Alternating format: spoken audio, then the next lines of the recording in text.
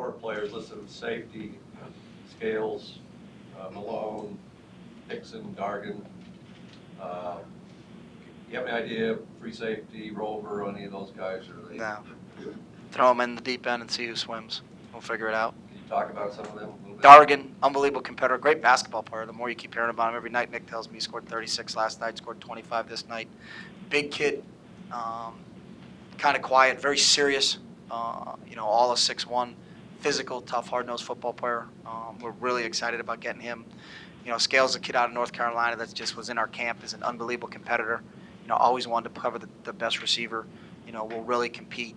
Great student. He's got an edge to him that I really kind of like. Malone. He's one of those kids that could be like a Spencer Passenger that could really blow up, be a 220-pound kid. But when you watch his highlight tape and see him, he's a real physical presence. I was really surprised at how good a running back he was.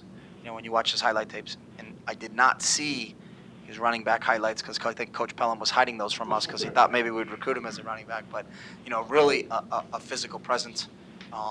Real toughness in that whole group of safety kids coming in. There's a toughness to those guys that I think we'll add, kind of like the Pac Chungs and the TJ Wards and kids like that we've had in the past.